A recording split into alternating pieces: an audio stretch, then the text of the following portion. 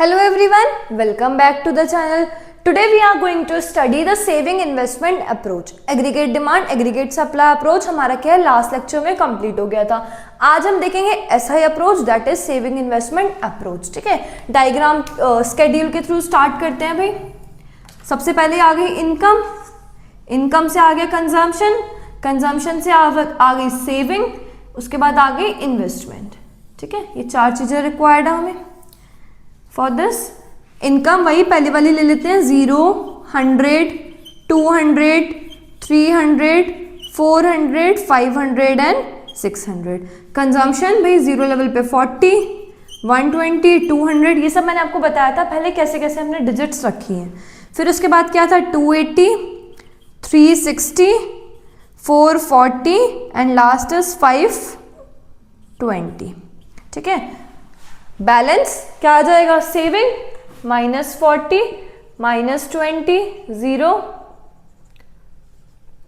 उसके बाद आ गया 20 40 60 एंड 80. ठीक है, इन्वेस्टमेंट तो आपकी कांस्टेंट थी 40. नाउ द पॉइंट जहां पे क्या है दोनों इक्वल है, SI, ये वाला पॉइंट क्या हो गया, इक्विलिब्रियम का, where S is equals to I that is saving is equals to investment. इसके ऊपर क्या है, सेविंग और इन्वेस्टमेंट दोनों में से कौन सा ज्यादा है, saving is less than investment है, यहां पे saving is more than investment. इतना समझ में आया हमें. और इस पॉइंट पे क्या है, S is equals to I that is saving किसके इक्वल है, इन्वेस्टमेंट के.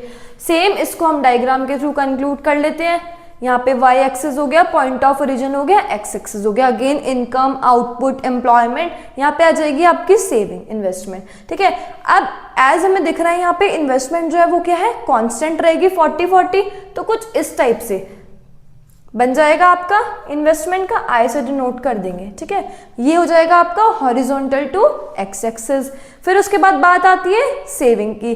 सेविंग का कर्व कैसे बनेगा, कुछ इस टाइप से, यहां से स्टार्ट होगा, यहाँ पे आप लिखो रिमार्क्स. ठीक है, अब सेविंग हमें दिख रहा है यहाँ पे देखो -40 से स्टार्ट हो रही है, मतलब कुछ नीचे से स्टार्ट हो रही है, ये यहां से, क्योंकि ये सारे आपके पॉजिटिव नंबर्स हैं, ये आपके हो गए नेगेटिव नंबर.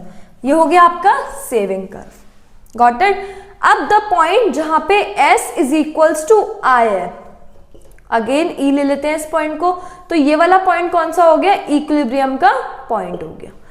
बिकॉज यहाँ पे क्या है, S किसके इक्वल है, I दैट इज सेविंग किसके इक्वल है, इन्वेस्टमेंट के. अब जो ये वाला पॉइंट है, इस पॉइंट पे क्या है, सेविंग लेस देन इन्वेस्टमेंट है. उसके बाद जो ये वाला पॉइंट है, यहाँ पे है सेविंग मोर देन इन्वेस्टमेंट. और आपका ये पूरा कंप्लीट होता है saving investment approach. Got it. Hope you understood. आपका सेकेंड अप्रोच क्या था, SI, और पहला वाला तो हमने कंप्लीट कर ही लिया, ADAS.